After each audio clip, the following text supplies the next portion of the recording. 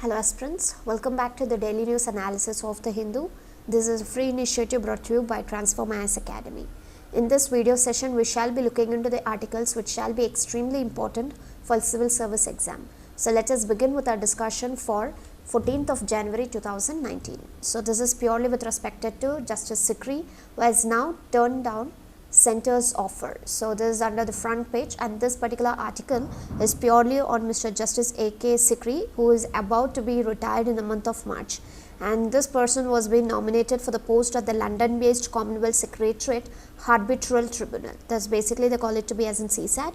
So the main thing what you have to know is that here the Supreme Court Judge A.K. Sikri was actually the person whose vote actually helped to decide the CBI Chief Alok Verma's removal from the top post. We know that he was being removed, and there is also institution of the investigation which would be starting on him, as he has turned down a post-retirement offer from the government. So he received an offer, and he has also communicated to the centre that he isn't interested in any job after he retires on the March 6th. So that is the date which has been given out here. So this was an offer to what the government had given to Mr. A.K. Sikri, but here Mr. A.K. Sikri says that he is not interested in any of the jobs after his retirement.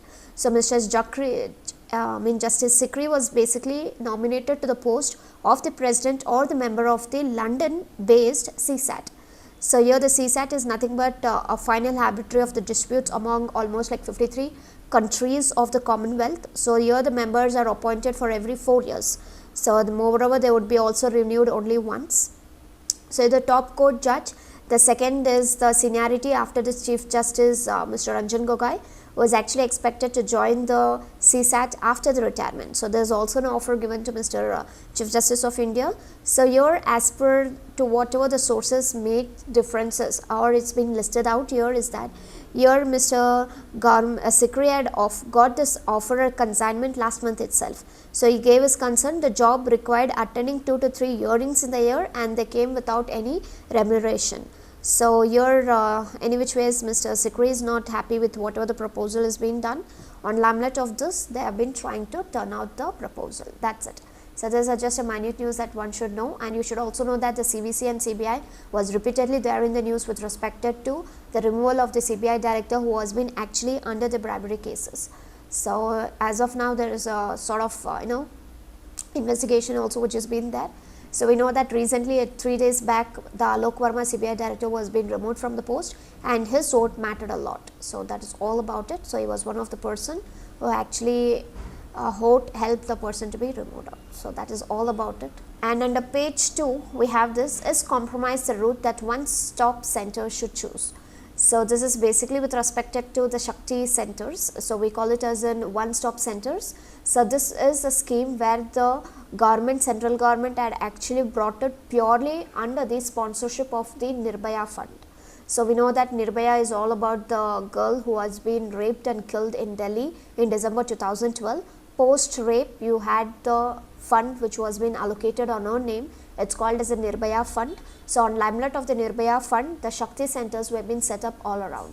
So this is a promises where they wanted to set up in 719 districts in the country. Out of 487, 234 of the one-stop centers which has been set up.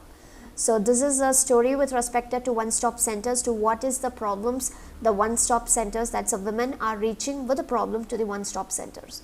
So this is basically the daughter-in-laws in the villages. So they have been killed overnight, and the husband families and no one are being questioned, and nothing else is being seeked out here. So here the women in most of the districts and the villages areas, they have been tortured and they have been sentenced to death within the families itself, and here the safeties has not been taken into considerations. So here the women has actually reached the Shakti center, and they wanted a safety and also an assurance of the financial assistance from what they have to get it from the husband's family. And here this entire issues to what they have been facing, and the records has been dealt out here. And simultaneously there was a kind of a report also which was been talking, which is called as an NCRB, that's a National Crime Record Bureau data of 2015. So the report to where we got this is from the Ajmer's One-Stop Center.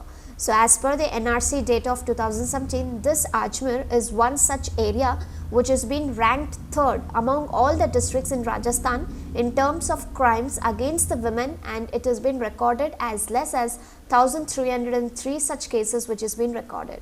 And if you see, out of 792 of these, 60% of the crimes are purely based from the family and the cruelty by the husband. So the cruelty of the husbands have gone to such an extent where in Ajmer that 60% of the crimes is purely from the civil aspects. So this is all about the stories to what is being dealt, and they're also talking about the Gurugram facility, how they wanted to intensify it. Even in Haryana, there's the highest cases of crimes against women, which is to be seen as almost like 959 as per the NCRB 2015. So this is all about like what is the centers, and here the basic thing what they thought or what they believe to be as a resolving matter between the spouses is that they have to be called for a compromise. So once they have been called for a compromise, that is one of the efficient way this particular one-stop centers are actually been following with resolving the matters between the spouses.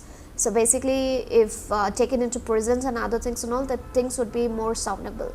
But if you see, most of the cases how they have sorted is through a compromise procedure, and that is the reason you have the header which talks on is compromise the route that one-stop center should choose. So what is the other way these people can actually really work on? So how would they able to get the crimes against the women's in the lesser aspects, and how could they actually help the needful women? And moreover, there is vans which has been set up in the Shakti centers.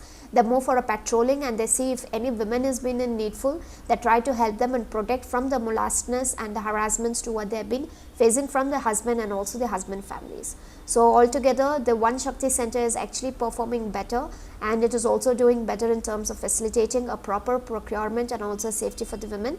On laminate of this is what the entire story has been discussed out here. And here you have the high crime rate which has been seen. So again, this is a UP's Ghaziabad, the district with the second highest crimes. So there's almost like 1330.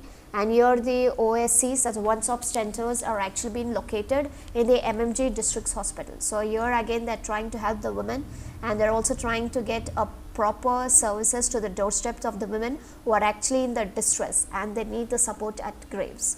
So this is also being taken care. So this is all about it, and moreover they're trying to conduct as much as awareness camps as well.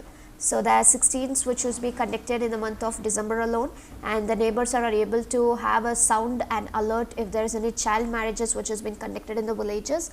They would be informed if suppose if it is without a consent. So these Shakti centers are there as a rescue point to help the children and other peoples as well who are actually been under the grave stretch.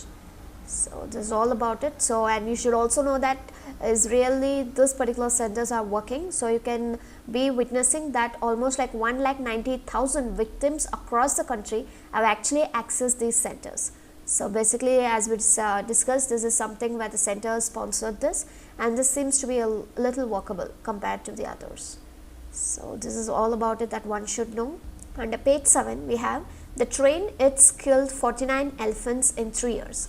So this article is purely with respect to the casualties which has been happening on the animals because of the train hits. So basically now in 2016, you should know that the Ministry of Environment and Forest and Climate Change that actually released an eco-friendly measures where they wanted to mitigate a linear infrastructure and moreover advisory document for mitigating human-animal conflicts. So they are also been stating that there is a lot of deaths which has been seen in the wild animals in the roads and the railways accidents which has been continued altogether. And if you see as per the reports here, the West Bengal and Assam both put together have accounted for nearly 37. And if you see the total deaths of the trains of the elephants on the train attacks across the country were 49. Out of them only 2 states, that's Assam and West Bengal alone, had 37. So the trains tracks across the country are becoming more, and this is only in the span of 3 years. So elephant deaths in train accidents in 15 and 16 was 9. In 16 and 17 this was a huge with 21, but in 2017 and 18 it is 19. And not only the elephants, the lions, the tigers and other animals are also been having the same sort of a problem associated with that. So basically, to what has to be done, what is the measures that they really have to perform it to ensure that the deaths would be actually lessened up as much as possible is what they need to work on. So this is purely animals which are being under a grave threat because of the road accidents.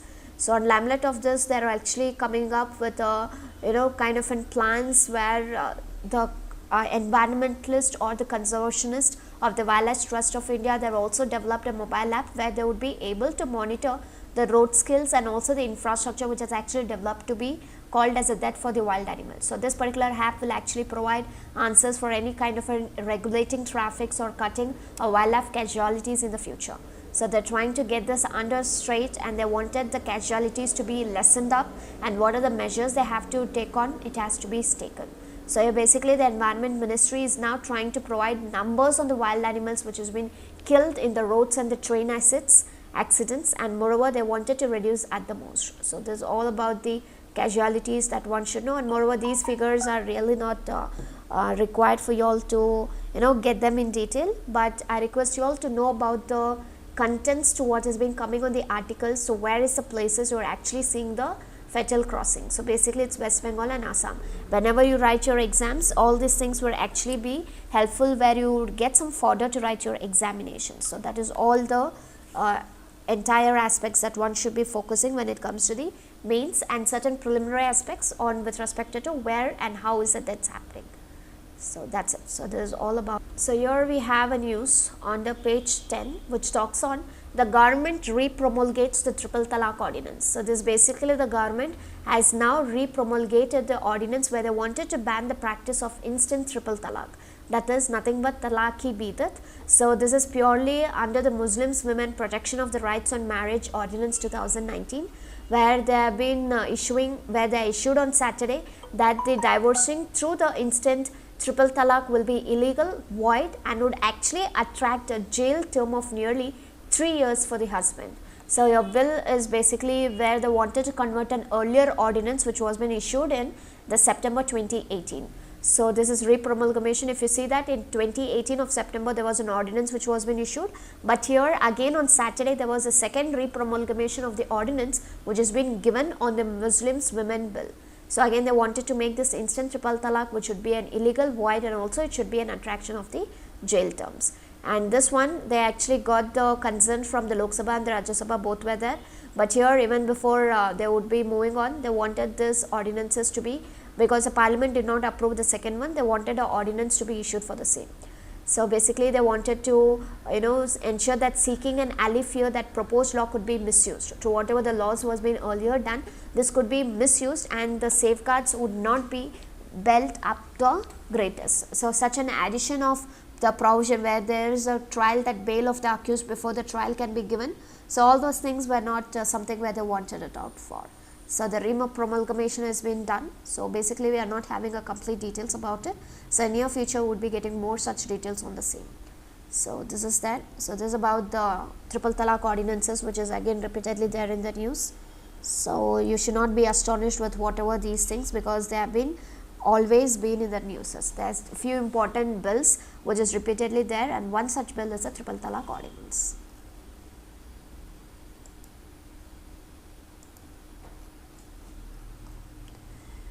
So here we have India for Afghan-led peace talks. So this is basically where India has been with a full-fledged ensurement that India would be supporting the efforts of the government and the people of the Afghanistan to build an inclusive nation.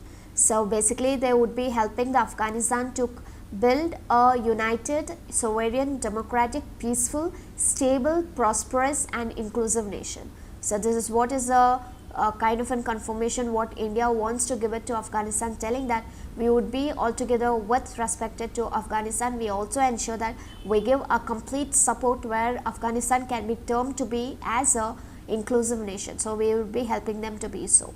And moreover they also said that the violence and the terror which has been imposed on the Afghan people should take an end, and they would be supporting to whatever the peace talks they wanted to have, or they would be ending the war which is haunting the country for decades. So you should know that Afghanistan has been there for a long struggle, and it's been embedded with a lot of wars and the casualties which has been happening, the violence and the terror which has been imposed, and they're just hoping for the best that all these things would be stopped, and they're okay in supporting to any extent when it once comes to Afghan-led peace talks. And you should also know that earlierly we also had in Taliban talks where they wanted to settle off the issues to whatever has been happening, and moreover India was also urged where they wanted to begin the talks with the Taliban in Afghanistan as well.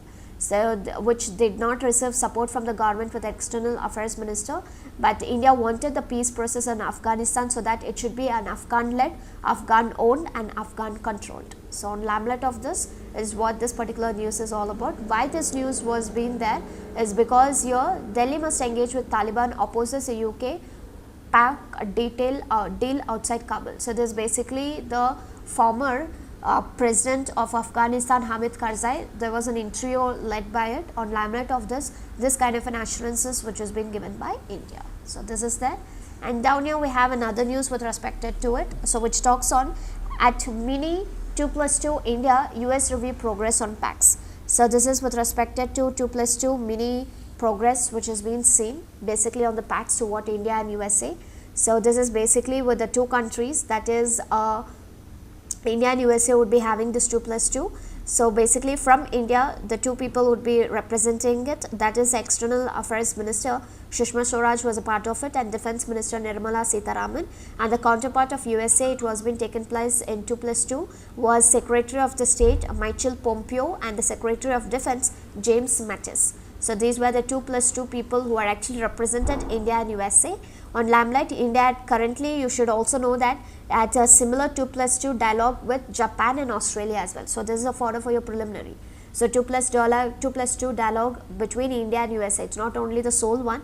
So this same dialogue India had it with Japan and Australia as well. So this is one thing that you have to know, and you should also know that there is a lot of 4 important things to what India had a deal with. So India has actually signed 3 deals with USA. One is the GSMMIA, that is a General Security of Military Information Agreement, and the second what India signed was the Logistic Exchange Memorandum of Agreement, they call it as LIMAU, and latestly what India signed was on COMCASA. So COMCASA earlier it called as in CISMAU, where it's called as in Communication Interoperability and Security Memorandum Agreement, but now since as an Indian based specific version, that US CISMAU has now become the COMCASA. So COMCASA is the latest agreement to what India and USA had signed, but what is being pending is BECA. So BECA is nothing but the Basic Exchange and Cooperation Agreement for Geospatial Cooperation, that is a foundational agreement. So this is what is actually been pending as of now. So now they are actually trying to get an official level dialogue which has been going on, where the two sides they wanted to review the decisions which was been taken on the 2+2. So this basically it happened in the month of August. So the 2+2 dialogue was being confirmed there, and now they wanted to review and also exchange the note whether they wanted to develop an Indo-Pacific and a region which would be broadly where the countries of the interest, both the countries have been interested with. So they wanted to have a bilateral defense cooperation was reviewed, and moreover they are especially looking on for a maritime domain awareness, and the first tri-service exercise also would be held between this particular year between both the countries. And basically now the USA has already shared a draft of BECA, that is a Basic Exchange and Cooperation Agreement, so that a foundational agreement to be signed by both the countries can be seen in the future. So basically there are 4 such things, the 3 of them India and USA have signed, only one is being left out, and that is BECA, and now the USA has also sent a draft on the same on BECA, and they are also looking on for an exchange note on the development in the fields of Indo-Pacific and also the other regions. So this is all about it. So again this is a continuation news to what you have to know, which was repeatedly there, and this is again there is nothing much of the outcomes. Once they sign on BECA, again you will be getting the details in written. So that's it. So this is one minute news on a way of passing cloud you need to know about it. And here India to grow crops for UAE Saudi Arabia. So this is the Union Commerce Ministry, that is Suresh Prabhu. He had actually announced that now UAE and Saudi Arabia, they have decided that they wanted to use India to be as a base to address the food security concern. As you know that UAE and Saudi Arabia are not good in terms of crop productions. So taking this into consideration, they wanted to make their base to be more specific oriented. So as per the representatives from 44 countries, there was a summit which was being held, the Confederation of Indian Industry. So there they had to inform that this is purely where in the press meets they had decided that UAE and Saudi Arabia will use India to be as a base, where both of them would using it to address the social security concerns. And this is for the first time India's export policy identifies the potential of agriculture along with the horticulture, dairy, plantation and fisheries. And moreover, this farm to port project should be similar with respect to special economic zone, but this should be in the style of the corporized farm, because they need to ensure that whatever they are using to be as in cropping, they should ensure that they have to keep the specific ideology that where they have to meet a UAE market in mind. So that is one of the concept that what both the government have been accepted, and this is something where you should know that the two countries, that is UAE and Saudi Arabia, have come forward where they wanted to use India to be as a base to address their food security concerns. So this is all about. So on the page 13 we have this, the panel pulls up the government for diverting a coal cess. So this is basically the panel, that is the panel which had actually pulled the government for any of the divertment of the coal where the coal had collected the cess for. So here the 42nd Standing Committee on Energy in its report on the stressed gas based power plants tabled in Parliament earlier this month. So it had actually pulled out that the government was trying to divert the coal cess, the kind of a tax to what they have taken under the coal, to compensate the states for the revenue loss the post GST. So we know that the GST was being implemented on July 1st of 2017. So as it was being implemented, there were a few of the losses to what the states incurred. So here, as per to whatever the coal cess was being collected, so here the government decided that they would be diverting the amount to the compensating to the states to whatever to whichever the states has actually seen a revenue loss. And here they also recommended that the financial support to the stressed gas based power projects in the country from the National Clean Energy Fund. So these were the two important things to what was being done earlierly, and you should know about the National Clean Energy Fund. So this is a fund which was actually created of the cess on coal. So this fund was being purely to whenever the coal was being penalty to be connected or a cess, they actually used to use this particular fund. So this was being created. So for every coal they used to have a collection of nearly 400 per ton to provide a financial support to the clean energy initiatives, and an inter-ministerial group which was actually being chaired by the finance secretary was constituted to approve the project schemes eligible for the financing under the NCEF. So this is one of the information to what you have to know connected with this. So this is purely to whatever the coal they used to collect as a cess, rupees 400 per ton was being taken. So this is purely where they wanted to support a clean energy initiatives. So this coal cess was being collected almost with between 2010-11 to 2017-18, and the total amount to what they have collected under the coal cess, a kind of a tax, was nearly 86,440.21 crores. So out of which 29,645.29 crores they actually wanted to be transferred to the NCF, that is a National Clean Energy Fund. So this was what they have been decided for. So what is the committee now saying is that the standing committee, that the fees to whatever the fund has been collected, it should be used for its intended purpose, that is to support the clean energy initiatives, and it should not be sent for the diversion of the compensation of the GST losses. So basically the committee has now decided that to whatever the cess has been collected which is there under the NCFE, it should be only for the purposes that they wanted to support with the clean energy, but at any point of time they would not be able to divert this amount for compensating the GST losses. So at any point they are not okay with it, and that is what is all about. They have blocked it, and they have now pulled out the government, and they are stopping that the government cannot use the amount to whatever is being there under the coal cess for any of the diversions for compensating with the GST. And at the same time they are also been stating that they would be supporting when it comes to the gas based projects, and this can be somewhere on the peak plant based, which is purely an ancillary services. This is actually one of the demand for energy which has been picking up due to the government's efforts. So they wanted to electrify all households, and the government is really trying to get a revival in the clean energy. That can be done, but if you are trying to use it for the GST compensation, then that will not be allowed. So this is what has been there, and this is what the standing committee has been giving a clarification, and they cannot be used for diversion in terms of compensating the losses of GST. So this is one of the minute informations that you have to know, which means that the fund, for what purpose you have done, you have to use it for only the same purpose, and you cannot do whatever you feel like. So this is about it. And here you have the RBI is actually warning the NPA spike in the mudra loans. So basically this is the RBI which has actually given a red flag on the mudra loans, where they are ensuring and they are assuming and they are targeting that there would be a spike in the non-performing assets. So on limelight of this, because this mudra loans is all about supporting the micro enterprises in the country as per the Pradhan Mantri Mudra Yojana. So this scheme, they are assuring that they might be getting turned into a big source of the NPAs as what was being seen earlierly with respect to IL&FS crisis. So here they are saying as per the PMMY, that is Pradhan Mantri Mudra Yojana, the loans have actually, the bad loans have actually raised as almost like 11,000 crores.